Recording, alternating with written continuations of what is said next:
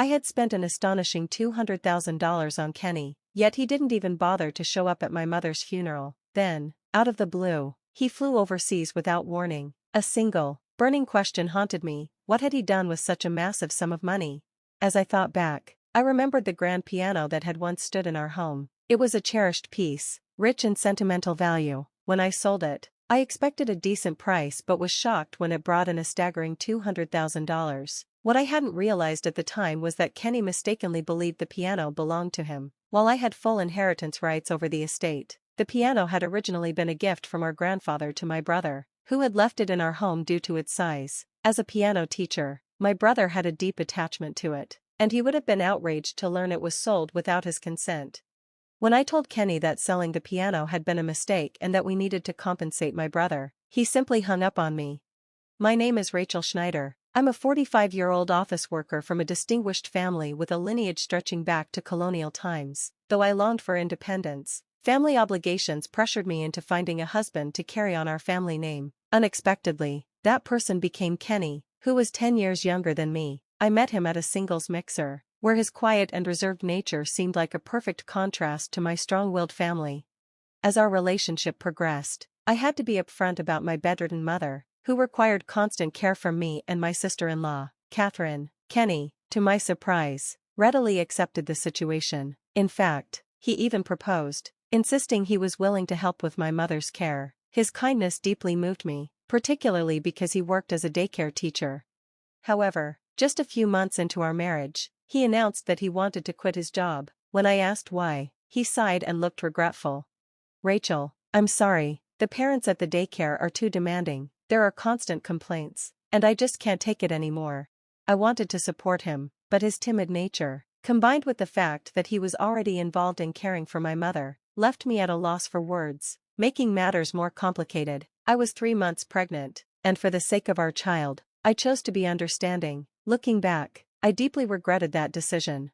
One evening, as I stepped out of the shower and reached for the bedroom door, I overheard Kenny whispering on the phone. His words made my blood run cold. I realized he had been lying to me. He hadn't just quit his job. In reality, he had been unemployed for 2 years and had deliberately misled me. From the way he spoke, it was clear he viewed our marriage as a lucky financial opportunity, believing he had struck gold by marrying into a wealthy family. The betrayal crushed me, but I hesitated to confront him immediately. The baby's well-being was my priority, and I no longer felt secure about our future. That day, Catherine was looking after my mother until 5 p.m., at which point I would take over. While I debated confiding in someone about Kenny's deception, Catherine noticed my troubled expression. "You seem upset," she said gently. "If something's wrong, you can talk to me." Catherine was a kind woman who had cared for her own mother for years before stepping in to help with mine. Needing an outlet, I told her everything. She listened carefully, then reassured me. "I'm glad you spoke up. Keeping this bottled inside isn't good for you or the baby." She went on, "Talking doesn't fix everything, but it does help ease the burden." Her genuine concern touched me, and for the first time, I felt a small sense of relief. Suddenly, the doorbell rang. Before we could react, Kenny walked in unannounced. Both Catherine and I were startled, but he acted as though nothing unusual had happened. Putting on an act, he said, "Rachel, from now on, I'll take care of your mom. You shouldn't overexert yourself during pregnancy." Feigning agreement, I nodded. Kenny then attempted to demonstrate how to care for my mother, but Catherine quickly stepped in. "There's no need," she said firmly. "I'll learn from Catherine. You should just rest at home." She explained that my brother would be home early, so her help wouldn't be necessary. As she spoke, she shot me a look that suggested she planned to get the truth out of Kenny. Once she left, I decided to let her handle it, but I remained nearby, unable to shake my unease. I eavesdropped as she engaged Kenny in conversation. "I've been wondering," Kenny said suddenly, "why do you take care of your mother-in-law in this house?" His tone was eerily similar to the one he used on the phone. Catherine explained the situation, but Kenny's response was shocking. He accused her of having ulterior motives, implying she was only helping to get a share of the family's wealth. His cruel words infuriated me, but before I could step in, Catherine caught my eye and subtly signaled for me to stay put. Kenny grew defensive, claiming that the family fortune belonged solely to him and me, then demanded that Catherine leave. Realizing any further discussion was pointless, she exited. I discreetly stepped outside. already thinking of how to apologize to her for Kenny's behavior. From then on, Kenny insisted on handling my mother's care himself. However, his negligence led to tragedy. She passed away under his watch. Her funeral was held at the church where generations of our family had been laid to rest. From the moment of her passing, Kenny disappeared. I searched for him, but between funeral preparations and speaking with relatives, I had little time to track him down. His absence baffled family members and neighbors alike. Catherine was inconsolable, crying before the altar as she blamed herself for trusting Kenny with my mother's care. I tried to reassure her, but she refused to let go of her guilt. Neighbors told me they had often seen Kenny leaving the house when he was supposed to be caring for my mother. Some even recalled a large truck visiting, though with everything going on, I didn't have time to investigate. Days passed, and still no sign of Kenny. Then, my phone rang. It was him. His voice was cheerful, almost carefree, as he announced that he was staying at a luxury hotel in Europe, the kind he had always dreamed of visiting. Furious, I demanded to know why he had skipped my mother's funeral. What he said next floored me. He had sold our family's grand piano for $200,000 and was using the money to fund his extravagant trip. The piano, which my mother had treasured as a family heirloom, was worth exactly that amount, and Kenny had squandered it all on luxury hotels, burning through the money in record time. I was stunned. I had never imagined he was capable of such a selfish betrayal, especially when he had been entrusted with my mother's care. That truck neighbors had seen must have been transporting the piano. Seething with rage, I confronted him about his actions, but instead of remorse, Kenny dismissed my anger with a smug response. "Relax," he said, "you have a good job. I'll just be a stay-at-home dad from now on." It was then that I realized he had never cared about me, my mother, or our family. To him, I was just a meal ticket, and worst of all, he genuinely believed the piano had been his to sell. Seeing Kenny's confused reaction, I took a deep breath and explained the piano's true history. It wasn't just an ordinary instrument. It had been a cherished gift from our grandfather to my brother, who had always considered it his own. But rather than showing regret, Kenny shrugged. "Would an apology to your brother be enough?" he asked.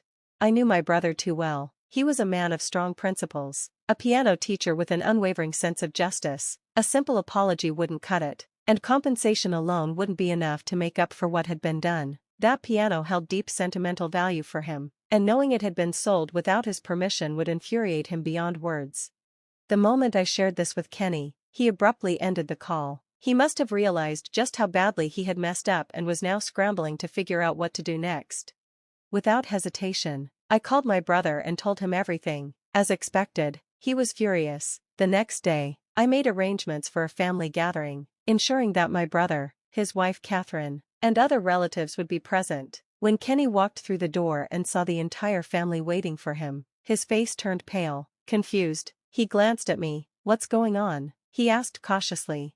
My brother, his expression dark and unyielding, spoke in a firm voice. "Kenny, I heard everything from Rachel. What on earth made you think you had the right to sell something that didn't belong to you, something that meant so much to our family?" Kenny swallowed hard, visibly nervous. He tried to come up with an excuse. I was just trying to help out around the house. The piano was just sitting there, and I thought no one needed it anymore," he stammered. My brother's eyes narrowed. "So your solution was to sell it?" Kenny hesitated, then nodded. "Yeah. I mean, it seemed like a waste just sitting there, collecting dust." The room fell silent. My brother's tone grew sharper. "That wasn't just any piano. It was an heirloom, imported from a top European manufacturer by our grandfather. So tell me, where's the money from the sale?" It was clear my brother was forcing Kenny to admit the truth in front of everyone. Kenny looked cornered, his mind racing for an escape. The money, well, I haven't received it yet," he stammered. That was the last straw. My brother's anger erupted. "You liar! And what about those fancy souvenirs from Europe? That massive suitcase you brought back?" Kenny flinched. Then, after a long pause, he squeezed his eyes shut and muttered, I spent it all. I'm sorry." The shock was palpable. Murmurs spread among the relatives as they grasped the enormity of what had happened. He had burned through $200,000 on a single overseas trip, squandering every last cent.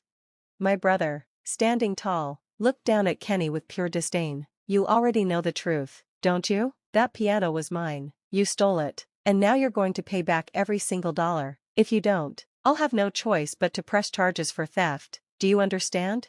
Kenny froze, beads of sweat formed on his forehead, clearly clueless about the legal consequences. He panicked and turned to me, his voice desperate. Rachel, please, help me.